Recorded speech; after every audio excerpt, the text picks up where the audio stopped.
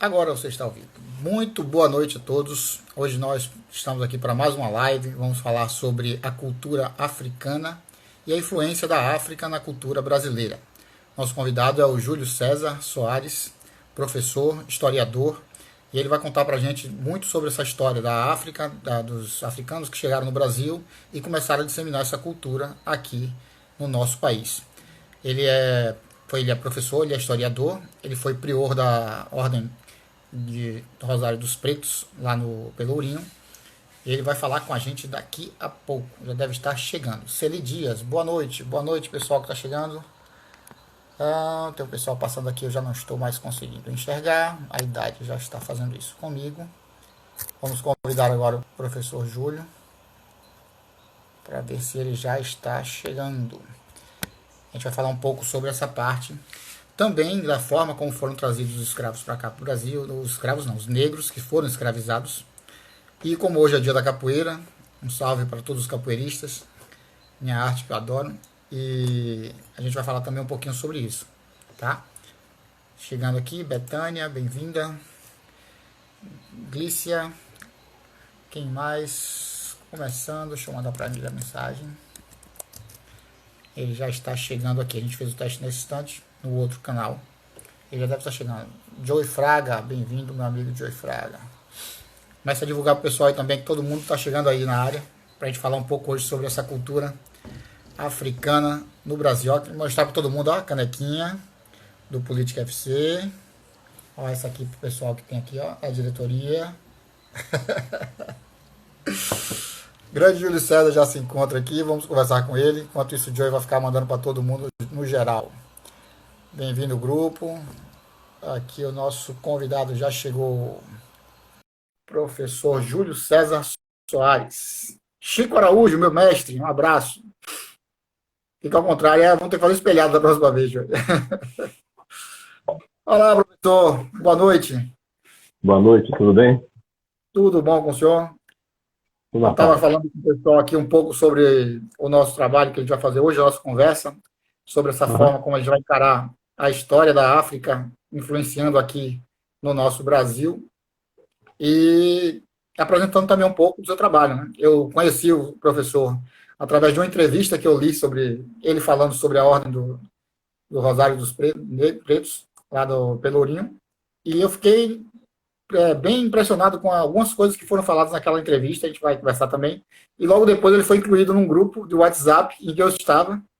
Aí eu fiz, não posso perder essa oportunidade, já que o professor está aqui, eu vou chamar logo ele para fazer essa live com a gente. Professor Júlio César, eu queria que você se apresentasse também um pouquinho mais para o pessoal, para a gente começar a nossa live. Seja bem-vindo. Obrigado. Boa noite a todos.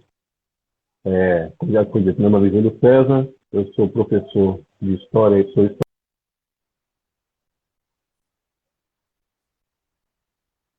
Travou? Tem alguém? Agora, volte. historiador.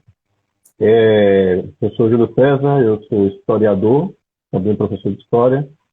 Eu faço parte da Irmandade do Rosário dos Pretos, na qual eu tenho a honra de fazer 30 anos este ano de Irmandade. Já fui prior da Irmandade, já fui procurador-geral, já fui vice-prior, né? Já fui definidor, que é uma função que é exercida dentro da Irmandade, que auxilia o prior, né, que é o administrador da igreja. E hoje eu estou, né, como presidente do Conselho Fiscal lá da Irmandade.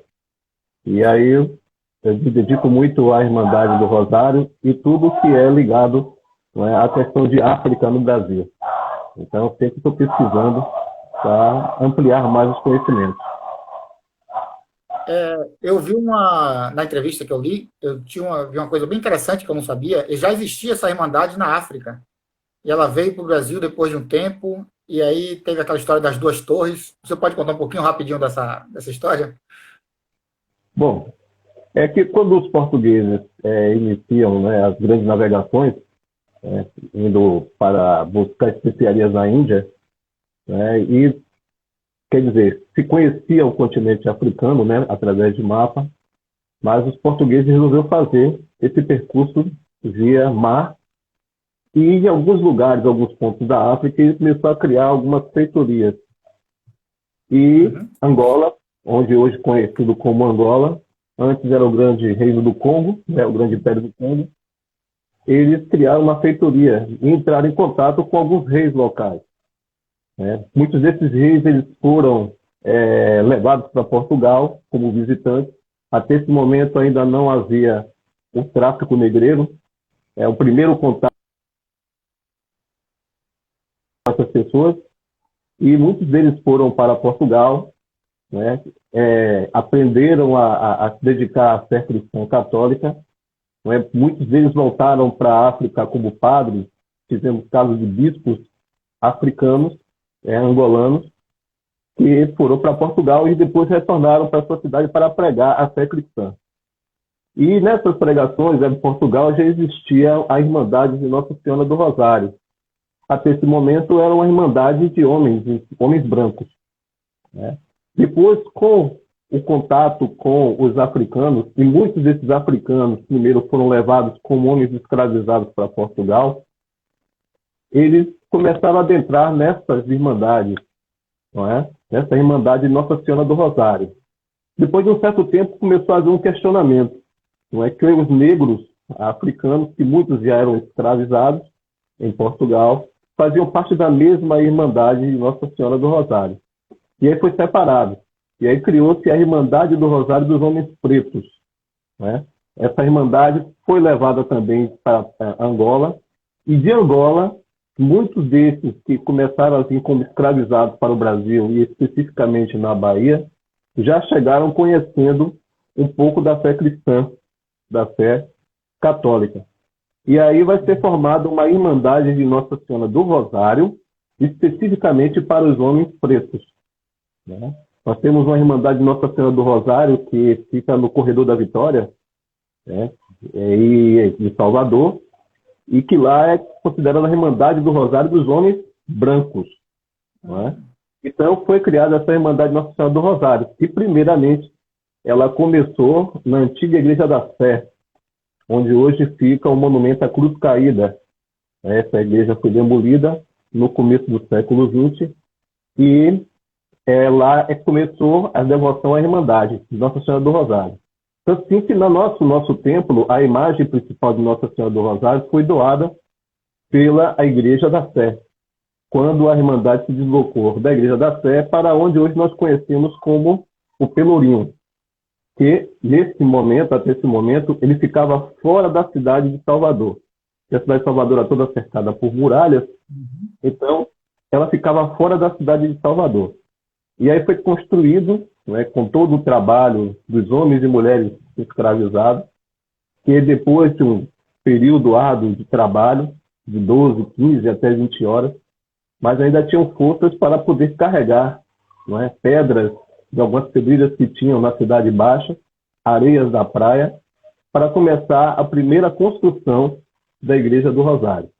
Então, essa igreja ela vai levar 100 anos para ser construída, e para quem conhece a Igreja do Rosário dos Pretos, é uma preciosidade, porque lá nós temos vários estilos, né, desde o barroco ao neoclássico.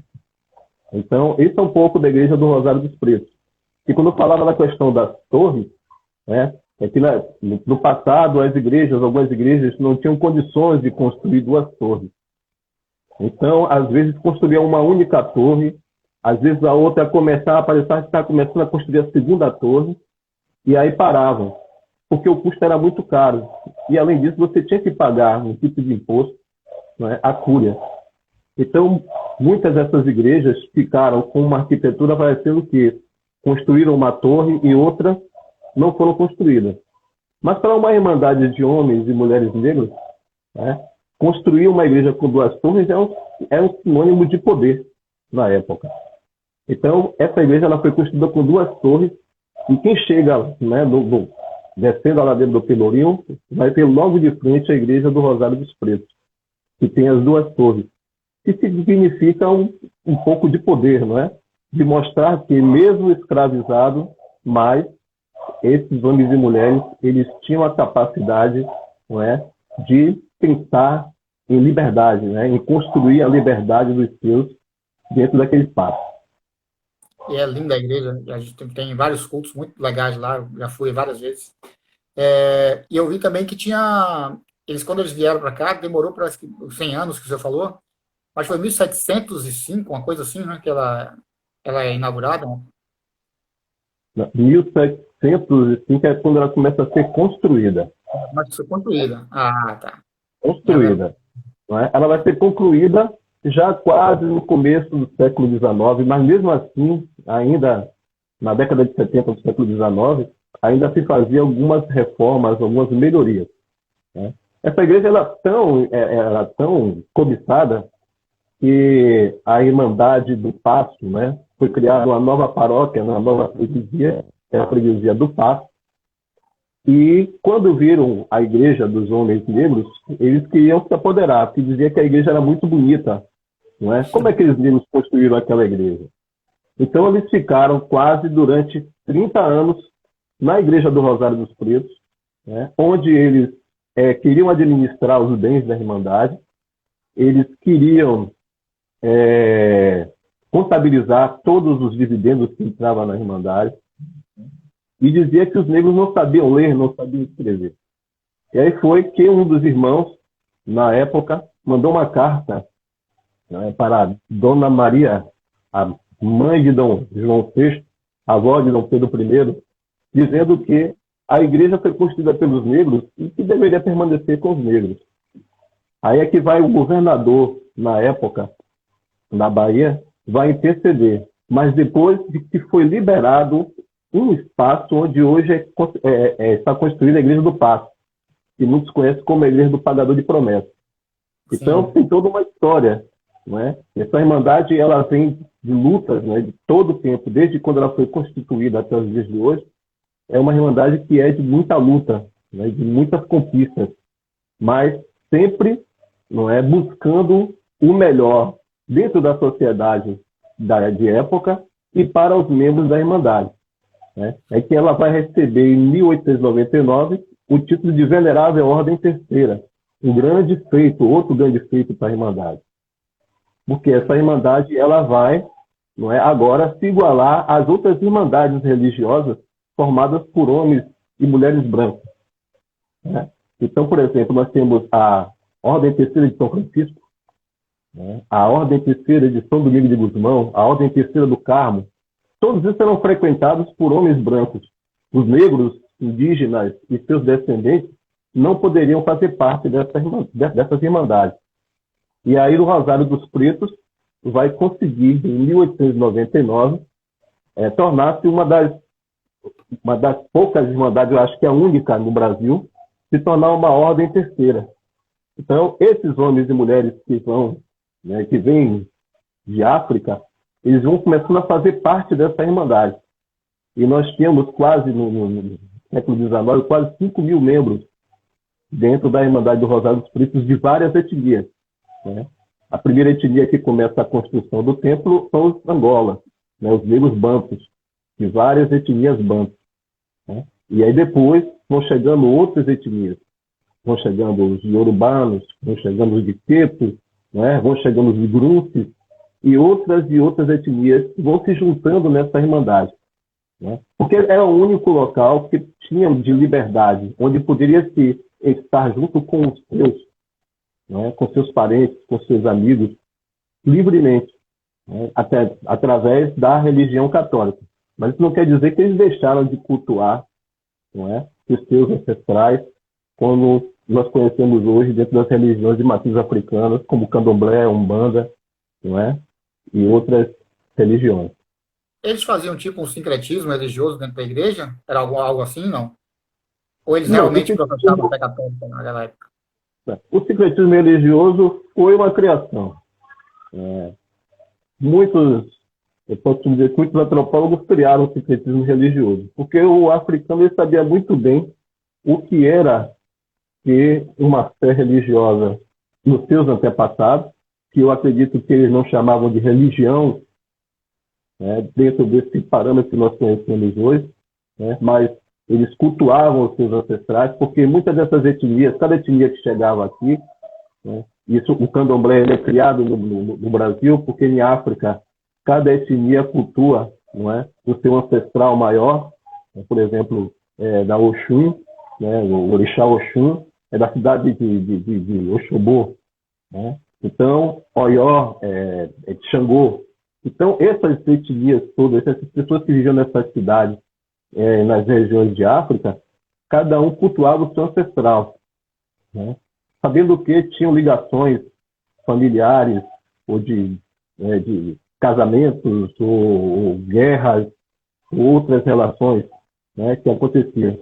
Mas aqui é criado isso, né?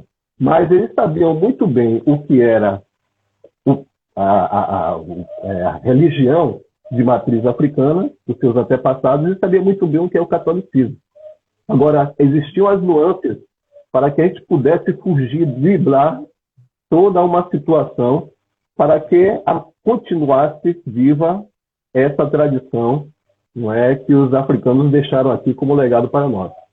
Então, é toda uma estratégia, né? Então, o africano, o negro em si no Brasil, ele tinha que ter uma estratégia para se manter vivo e manter viva a sua cultura, a sua identidade.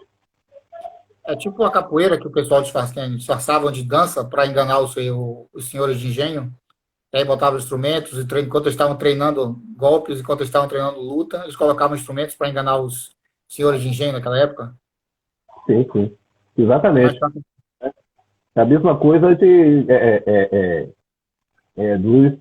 das religiões de matriz africana. Por exemplo, tem o mestre Didi, né, que é religioso, né, religioso, filho de uma Yalorixá, bastante conhecida, Mãe Senhora de Oxum, que foi Yalorixá do Ilhaxão Poafonzá. Ele sempre contava um itã, né, de Tio Ajaí, né? E Tio Ajaí, ele organizava as festas para Xangô, né, dentro do engenho, e só que ele disfarçava, né? Era como se fosse uma grande festa, todo mundo estivesse brincando, mas estava se cultuando a Xangô. E muitas vezes ele fazia isso no meio da mata, né? Ele colocava pessoas que ficavam fiscalizando se os capitães do mato estivessem se aproximando. Então eles avisavam, né? Tio Ajaí, saudade vem, saudade vem, saudade vem. E até na capoeira tem uma música que canta isso, né? Dessa forma. Então ele avisava, então ele se recuava, ele largava tudo aquilo ali, saía e ninguém nunca conseguia descobrir que eles estavam festejando, não é, os seus antepassados. Então na capoeira a mesma forma, né? A capoeira tornar uma luta em dança é uma arte, né? E só os africanos para ter toda essa arte, né? Da ginga, da malandragem, daquela coisa toda, para poder manter viva essa tradição. hoje eu estava vendo uma reportagem na Record falando sobre o Dia da Capoeira, e o cara falando da capoeira na Bahia, é que a Bahia a dança da capoeira. Eu fiz, cara, até hoje o pessoal ainda não entendeu o que é que aconteceu naquela época. Exatamente. Eu lembro que na época eu fazia, o pessoal dizia assim, bora dançar, capoeira dança. Eu falei, então bora dançar. Eu falei, não, vou não, eu só tiro.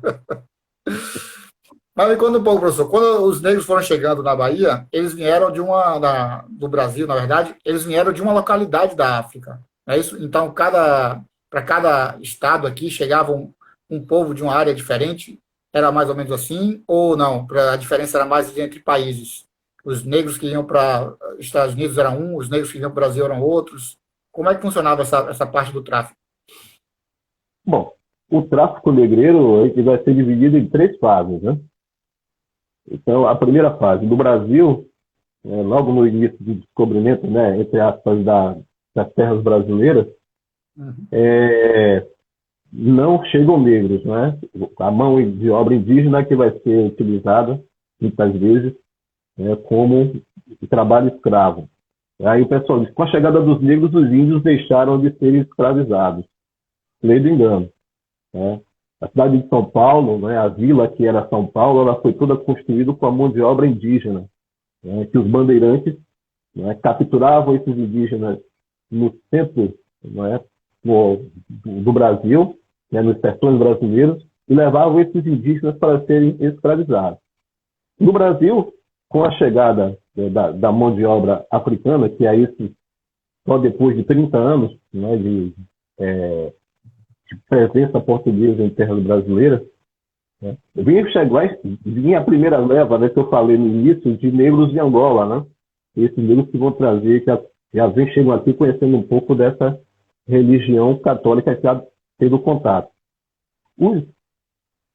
Essas pessoas que vinham, né, que eram etnias bantus, na verdade, a gente fala Angola porque todos esses nomes que vinham para cá, eles vinham pelo porto chamado de Angola, ou Nigola. Nigola quer dizer, era o rei local, né, o rei local daquela região.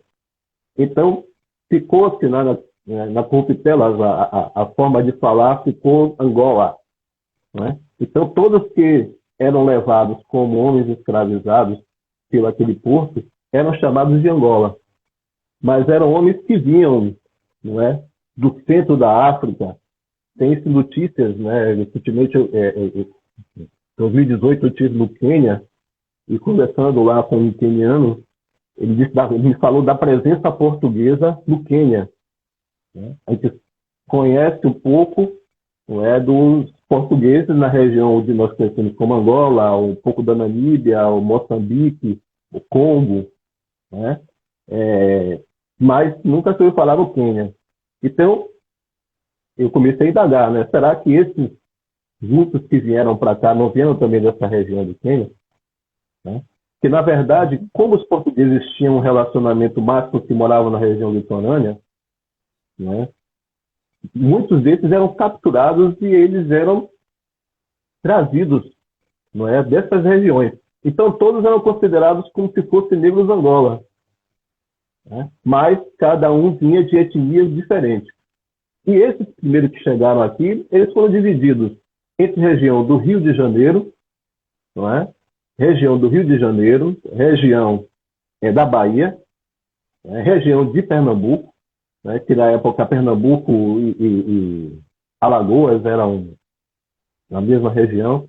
Então, esses são os primeiros que chegam, né? Mas só que todo esse ciclo ele tem uma fase porque começa a diminuir a quantidade de homens e mulheres que são trazidos como escravos. Então, eles já vão trazer agora negros da Guiné, né? Muitos negros da Guiné, que são chamados da Guiné, que é da região centro, né, da África, entre a região sul, sudeste e região ocidental da África, vão trazer muitos negros da Guiné. E desses negros que vêm, muitos deles vão para o recôncavo baiano, né, junto com os angolas que já estavam lá. É por isso que quando a gente vai falar de religião, a gente vai encontrar muitas das religiões de matriz africana na região do recôncavo, né, os terreiros de Candomblé Jeje. Uhum. A gente vai encontrar muito dos terreiros de Candomblé Angola, muito nessa região do recôncavo. Então, esses negros são divididos. E assim, sucessivamente, são 3 ciclos, né, de escravos trazidos para o Brasil. O último ciclo é o da região ocidental. E aí, os negros que maior quantidade chegam aqui são da região do Quento, que fica entre Nigéria e Benin, né? E sucessivamente vem muitos iorubanos, né, que é da região da Nigéria, e também tem no Benin, pouco, e muitos negros muçulmanos. Esses estão no norte da Nigéria, né, já em contato com outras etnias, né, do Mali, né, até de Senegal. Então, muitos desses negros eles vão começarem a serem trazidos para cá. Essa é a última leva de homens escravizados, né? Mas aí, se você for observar, você vai encontrar, por exemplo, no Maranhão, muito da cultura maranhense, né, que é diferente, mas você vai encontrar muita semelhança, né, nas religiões de matrizes africanas aqui na Bahia. Você já vai encontrar isso no Rio de Janeiro.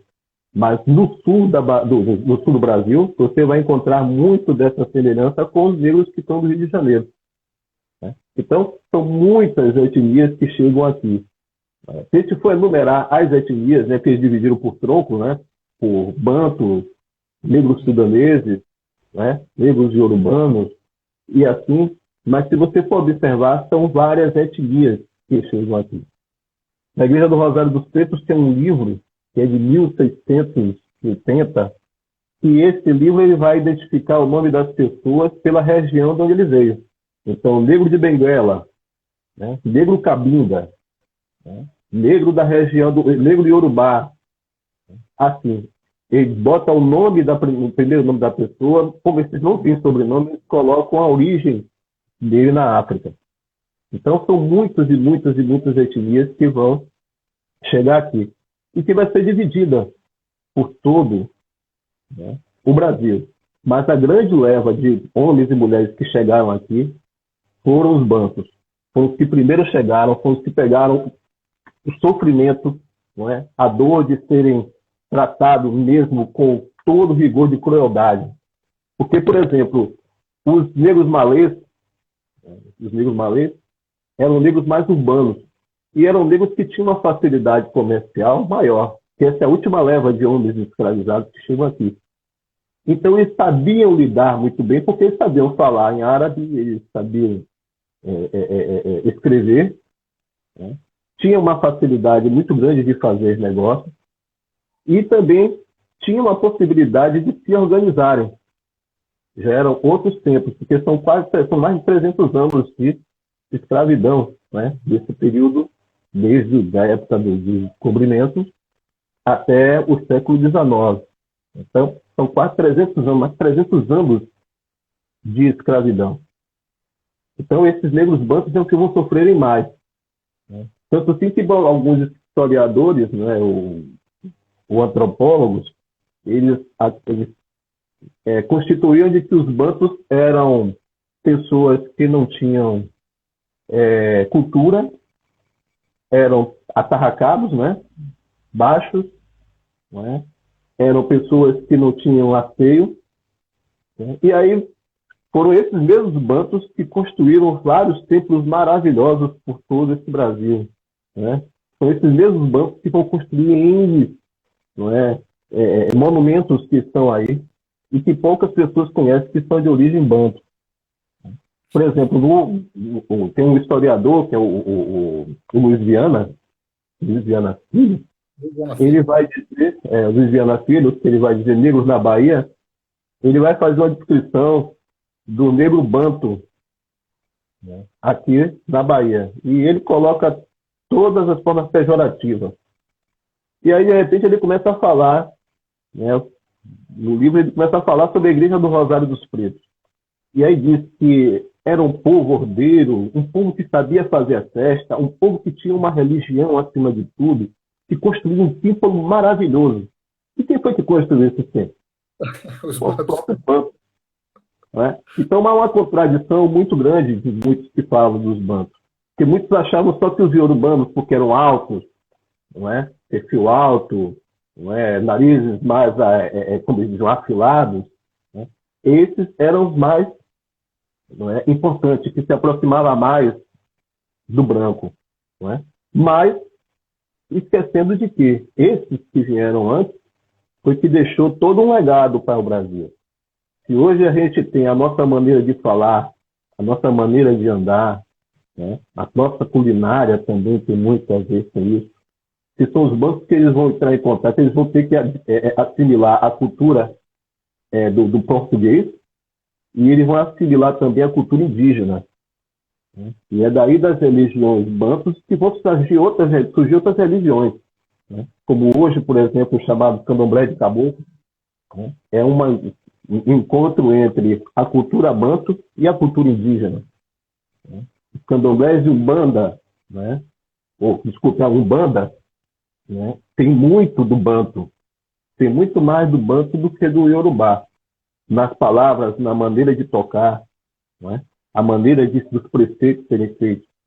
Então, os bantos eles vão deixar um legado muito grande no nosso vocabulário, né? Caçula, né?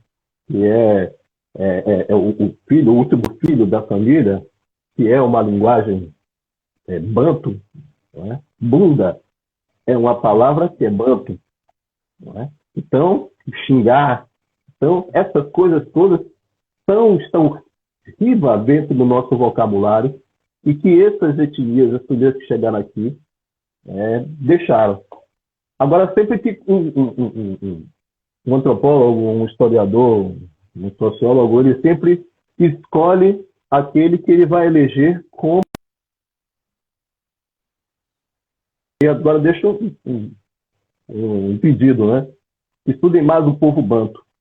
Porque o povo iorubá, né, o povo da África Ocidental já foi estudado bastante. E as etnias bantus ainda tem muito, muito, muito, muito que apresentar e muito do que aprender. Eu falei dos povos diferentes porque eu lembro que uma vez eu li sobre os negros que foram para os Estados Unidos e os negros que vieram para o Brasil. E eles diferenciavam, eles diziam pela altura, por isso que os negros americanos são maiores e os negros brasileiros são menores. E eu sempre achei isso estranho, porque eu queria realmente saber se era verdade, e por isso que eu estou perguntando. Tem uma série de perguntas que eu vou te fazer, que são coisas que eu estou ouvindo há muito tempo, e eu sempre quis tirar essas dúvidas, e vai ser hoje. Pode preparar, o pessoal também pode mandar pergunta aí para a gente ir conversando. Uma outra coisa que falam muito aqui na Bahia, principalmente, é sobre a lavagem do Bonfim. A origem da lavagem do Bonfim, que os negros não podiam entrar na igreja. Isso é verdade? Isso é mito? Isso é real? Ele, em condição de homem escravizado, eles iam só para servir os seus senhores, né? Aí, mais uma vez, eu falo, é por isso que a igreja do Rosário dos Pretos existe. Uhum. Mas eles entravam na igreja mesmo? Isso realmente é verdade? Existia uma hierarquia na igreja, né? Até mesmo quem participava das celebrações. Primeiro era o homem, né? Que era o senhor, o provedor. As mulheres vinham depois, né? Depois as crianças que vinham com as mulheres. E esses eram um panorama branco português. O homem escravo que ia acompanhar seus senhores, eles iam muito mais para serviço, para trabalhar. Por exemplo, as escravas que saíam com todas as joias, não é? Falavam das negras que saíam todas com joias, né? Muito bem paramentadas. Na verdade, não eram. Não é? Essas joias eram dos senhores. Eles queriam exibir o grande poder que ele tinha, né? O poder econômico que ele tinha. Mas usavam as escravas para expor o poder que eles tinham. Exatamente. Né? Muitas delas eram expostas assim para poder mostrar o poder aquisitivo que aquele senhor tinha. Eu não vou dizer que depois, com o tempo, algumas mulheres que eram escravizadas, e homens também, principalmente as mulheres, elas não vão começar a adquirir joias também. Mas nesse primeiro momento, são os senhores, eles só vão utilizar as suas escravas para mostrar todo o seu poderio, né? Toda a sua riqueza. Mostrar que ele era alguém de poder. Certo? Então, dessa forma. Tem uma pergunta. Desculpa, pode continuar, professor. Não, pode falar. Tem uma pergunta aqui da Rafaela. Ela pergunta: em tempos de resignação histórica e cultural, como você entende o processo de apropriação da cultura, acessórios, estética, música, religião, como algo natural e extensivo à sociedade? Você entende que isso é uma coisa natural e extensiva à sociedade, ou você entende realmente que é uma apropriação que não deveria ser feita? Bom, toda apropriação é você tomar do outro, né? Você se utilizar daquilo que não é seu. Você apropriar, né? Agora, quando você faz parte de uma cultura, de uma identidade cultural, sim, né? Todos podem utilizar a cultura com o devido respeito. Entendi. Tudo que vem fora do respeito, né? Tudo que é utilizado para comerciais, não é? Para benefício próprio, para lucro, isso daí é o desrespeito total. Agora, quando você se sente membro dessa cultura, aí sim, você pode utilizar essa cultura. É como as religiões de matriz africana. Você vai fazer parte, porque você tem um orixá, né? Você tem um princípio dentro daquela religião. Mas a partir do momento que você usa aquilo só para fins lucrativos, então isso perde totalmente o sentido. Você não vai conseguir nada mais do que só tirar o proveito. Você não vai conseguir entender a cultura, você não vai conseguir respeitar o próximo, ou porque aquela pessoa entende que aquilo que ela faz é cultura. Por exemplo, a grande apropriação hoje são os orixás, né? As pessoas se apropriaram da questão dos orixás de determinada forma que outras religiões não permitem que se faça essa apropriação, por exemplo, de santos católicos. Isso não é feito. Mas a religião de matriz africana, muita gente acredita, acha, entende que pode se utilizar de uma forma desrespeitosa. E aí nós estamos vendo hoje que perde-se o controle, né? Perde-se até o respeito por essa religião. E as coisas que são criadas em cima de tudo isso. Porque eu acho que é mesmo que dizer que por que o Oxalá não come azeite de dendê? Não, agora, a partir de agora, o Oxalá vai comer azeite de dendê. Então são os modismos, as criações que estão sendo feitas em cima de uma cultura. Mas aí sim, tem pessoas hoje, muitas pessoas, muitos religiosos hoje, que estão combatendo isso. Em muitas casas, hoje tem um grupo para poder manter vivo e respeito também por essa cultura. Tem uma coisa que aconteceu com a gente aqui, inclusive, no Política FC, que eu chamei para falar sobre capoeira uma contramestra, que é amiga minha de mais de 20 anos, e só que ela é branca. E quando eu chamei ela para conversar, porque eu estava conversando com ela de noite, chamei ela para fazer uma live sobre capoeira. E muita gente questionou isso, fez, por que você chamou uma branca, ela é branca, deveria ser uma negra para falar de capoeira? Só que eu não entendi daquela forma, eu achei que para mim foi um erro até de quem falou na hora, e eu achei que não, que a gente teria que falar com uma pessoa, e podia ser branca, negra, eu queria falar sobre capoeira naquele momento. Eu estava errado, ou as pessoas que queriam que eu tivesse trazido um negro para falar é que estavam certas nesse momento, ou que eu estava errado nesse momento? Olha só, quando se trata de cultura, você não pode dizer que a cultura vai ficar presa a uma só pessoa. A mesma coisa de que, por exemplo, um negro que mora na Alemanha acredite que ele possa falar sobre a cultura alemã. Tudo bem, ele pode falar sobre a cultura alemã.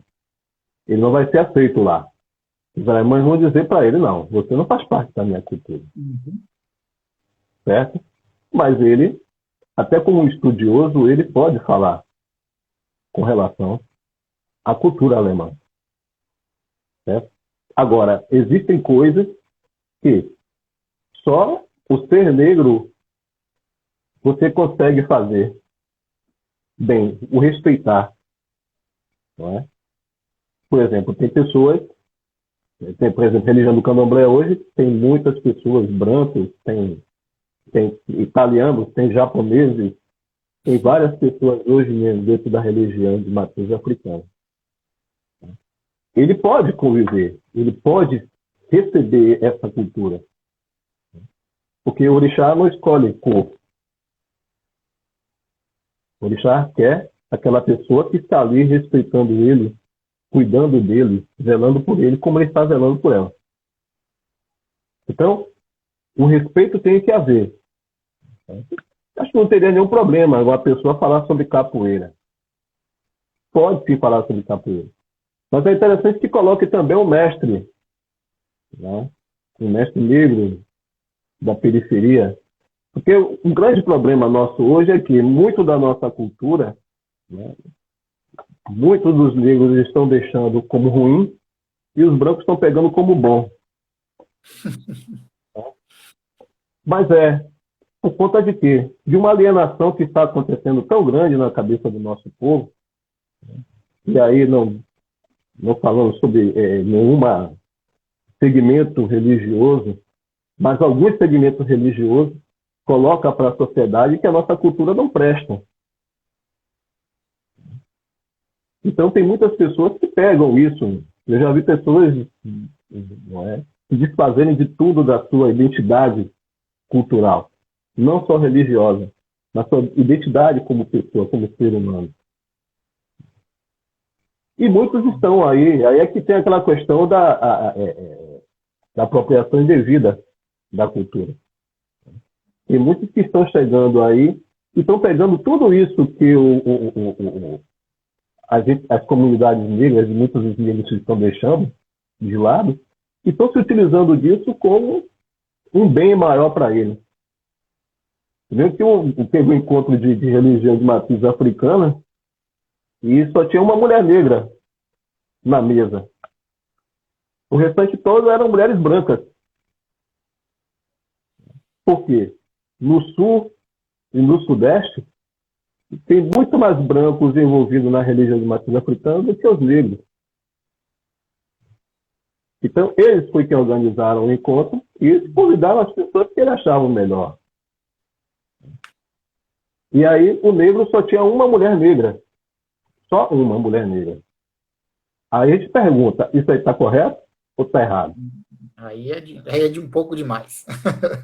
Não é? Uhum. E assim, e você vai observando que muitas e muitas coisas estão aí. E a gente tem a questão muito de achar que o que vem das classes dominantes, na maioria das vezes, é o mais importante. Então, muitas vezes estão se retirando mulheres negras de falarem sobre religião, matriz africana, homens e mulheres negras, e colocam brancos, achando que eles, não é, por terem estudado, por terem viajado, né, foram à África. Porque, por exemplo, hoje a moda é ir à África, não é? E para os festivais que acontecem lá dos orixás. E aí você vê a quantidade de pessoas brancas que vão é bem maior do que os negros da diáspora. Já está Por quê? acontecendo uma identidade. Questão financeira. Esses negros não têm suficiente para poder ir buscar lá na África, né, a essência, né, o princípio de tudo aquilo que eles vivem aqui. Mas eu já vi, por exemplo, tem uma amiga que ela disse, já fui me consultar com o Babalaú fulano de tal, né, na Nigéria. Eu já fui ao festival da Oxum várias vezes. E aí eu pergunto a ela, mas se da sua comunidade você fez alguma coisa para que outros pudessem ir participar? Aí ela calou. Por quê? Porque é só a questão do poder financeiro que ela tem e a possibilidade de conhecer essa cultura, não é? Que está lá em África ainda e que outros não têm a mesma condição. E muitas vezes isso também é utilizado, muitas vezes, com as pessoas de raízes de matriz africana, com baixo poder aquisitivo, e que às vezes são engolidos por algumas pessoas porque um poder financeiro maior e acham que pode mandar e desmandar. E aí muitos já chegam com seus vícios e costumes e começam a querer impor isso em algumas comunidades. Então, esse é o grande perigo que pode acontecer. Agora, se tem pessoas intencionadas, bem intencionadas, brancas, ou de outra, né, pigmentação da pele, que são interessadas e que respeitam, sim, tem muitos. Eu tenho um exemplo, por exemplo, de um padre holandês. Ele na Holanda ele tinha sempre aquela questão da epilepsia quando era criança.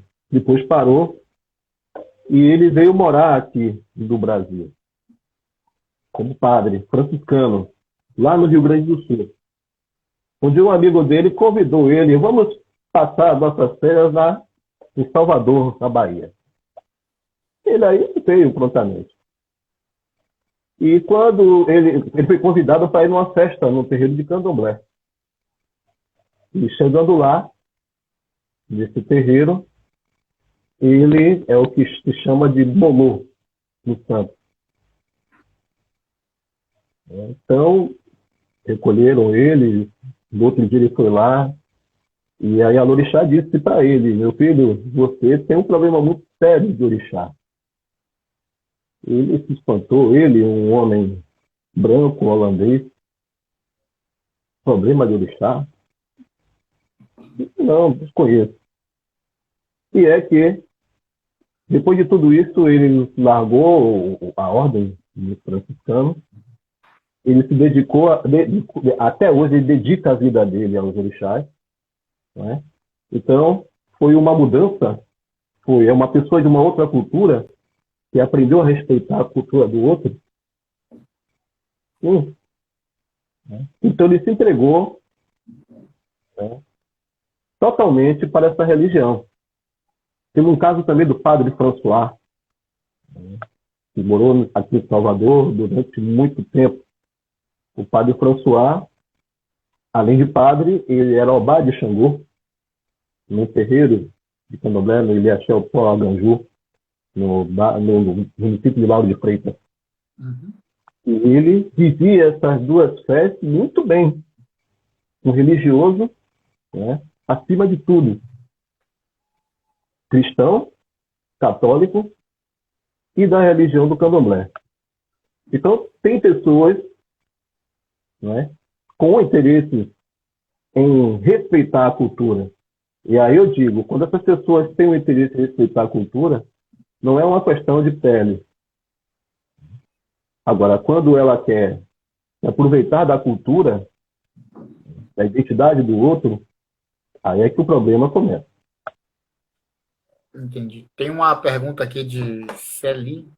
Ela pergunta de onde é que surgiu a história do sou negro, mas não sou nagô.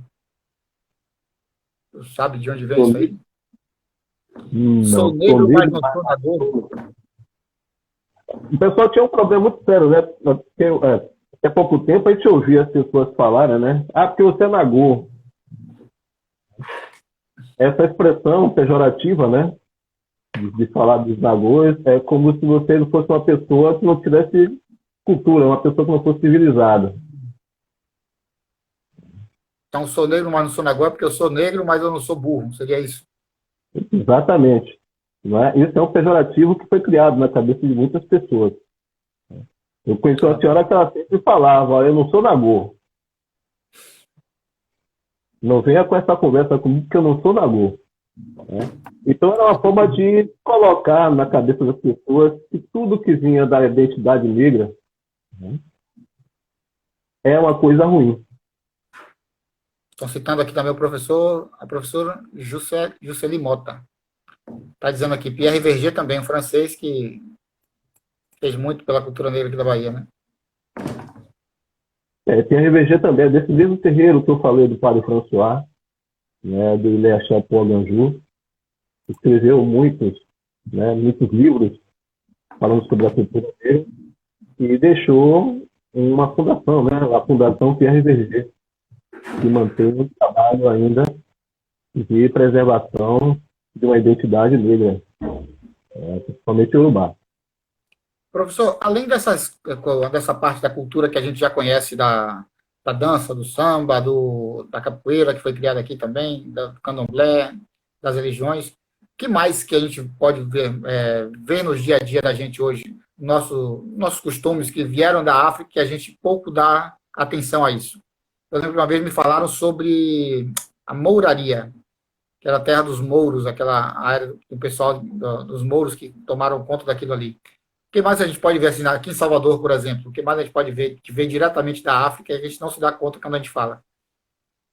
A igreja da Lapinha, A que é Lapinha? totalmente, é uma igreja católica, mas que, se você for observar, toda a arquitetura dela é islâmica, de negros islâmicos.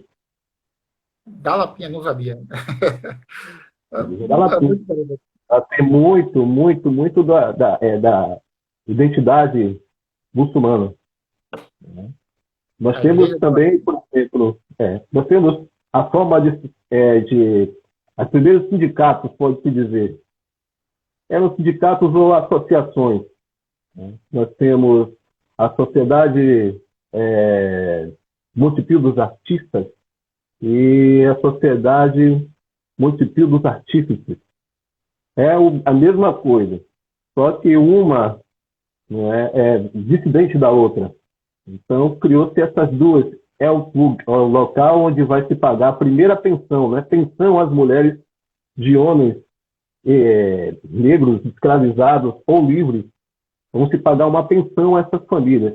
Na morte dele, essas mulheres recebem uma pensão.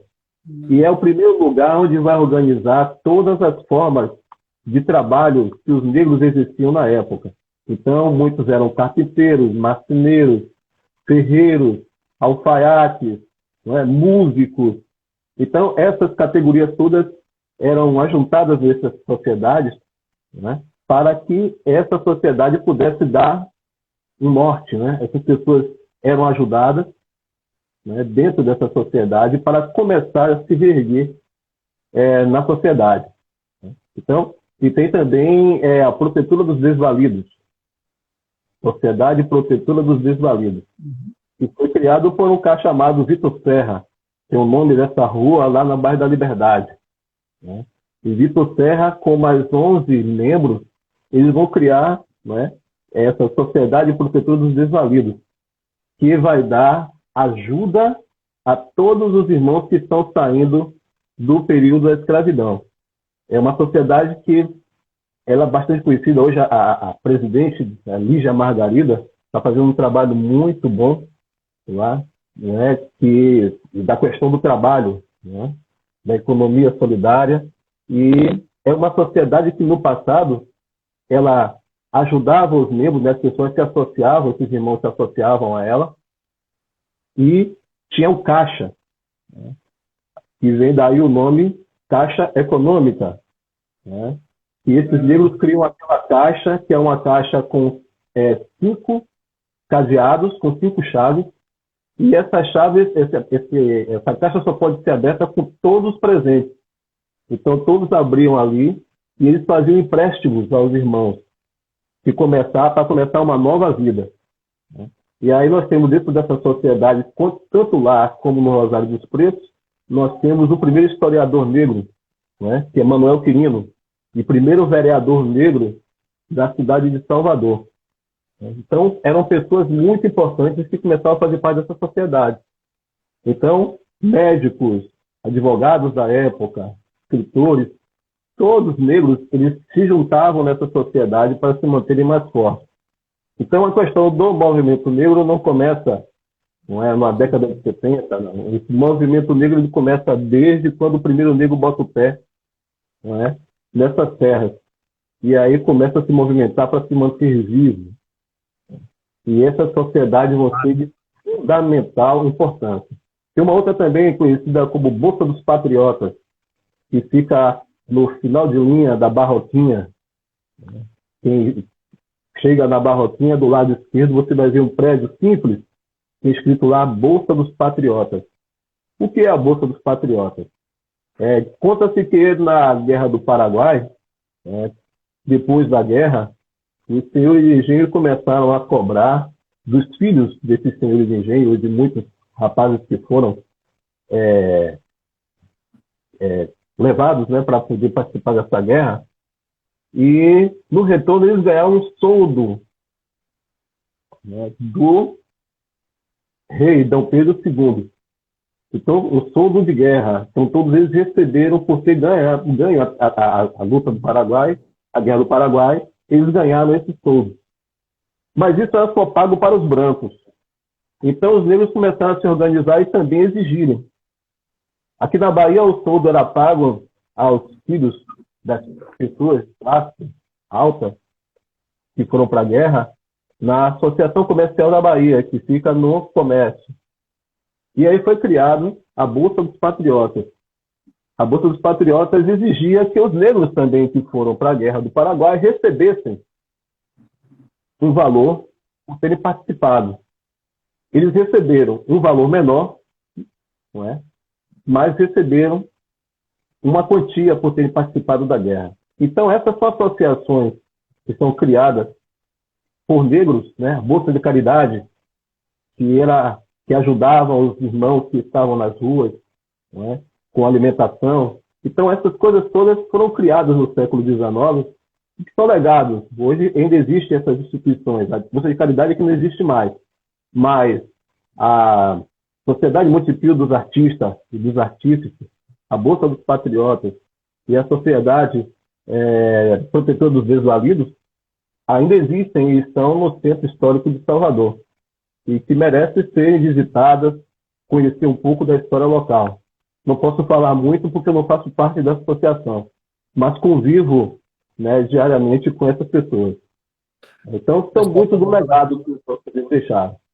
Uhum. O pessoal está mandando aqui várias mensagens falando sobre o lugar de fala, parabenizando, muito bom, parabenizando pela aula, um banho de conhecimento, que banho mesmo. Todo mundo aqui, Dona Conceição, Paulo da Criarte, todo mundo aqui elogiando a sua aula aqui com a gente. Não sei se Jorge Portugal desencarnou, acabou de chegar aqui uma mensagem para a gente, infelizmente. Tem que dar essa mensagem ao vivo. Bom amigo, viu? Me ajudou muito nos meus... E eu era fã demais, desde ou do lado de lá do desejo. Bem, professor, a gente está encerrando aqui já estamos 1 hora praticamente já aqui, 2 minutos. Eu queria agradecer muito a participação do senhor e já deixar o convite para uma próxima, porque foi muito pouco tempo, a gente tem muito ainda para ouvir do senhor, muitas histórias para a gente falar, mas eu adorei conversar com o senhor. Muito obrigado mesmo. Eu queria deixar o senhor agradecer agora no final também, seus 2 minutos. Bom, muito obrigado a vocês, né, pelo convite. E é sempre bom, né, dialogar, passar um pouco do que nós conhecemos para os demais. E a única mensagem que eu deixo é de que preservem e valorizem muito essa cultura que nós temos na nossa cidade ou outras cidades que estão no recôncavo baiano, porque a cultura local é que mantém viva a história, né, dessas cidades todas que estão aí. E muita coisa está morrendo. Muitas pessoas estão, né, envelhecendo e não estão repassando. Então, os jovens, né, que comecem a reconhecer mais essa cultura, essa identidade, e que a gente possa fortalecer mais e mais e mais. Porque quando a gente fortalece a nossa identidade, é um combustível para a revolução. Né? E se a gente fazer uma revolução, como diz uma música do Ileaê, né? A evolução da raça pode abalar o mundo. E só assim, mantendo viva a nossa identidade e conhecendo mais sobre ela, é que a gente vai poder fazer uma revolução. Uma revolução, né, na fé e na paz. Muito obrigado, professor. Queria deixar, inclusive, um convite ao senhor. Eu faço parte de um projeto chamado Terreiradas, um samba na porta de minha comadre, lá de Camaçari. A gente já fez o primeiro há uns 10 anos e vai fazer o segundo agora. E eu já queria deixar aqui o convite aberto, inclusive, para todo mundo na live, para ouvir, que a gente está fazendo o convite aberto, para o senhor participar com a gente também desse projeto. Eu vou falar com a Elisângela, a gente vai conversar sobre isso depois no privado.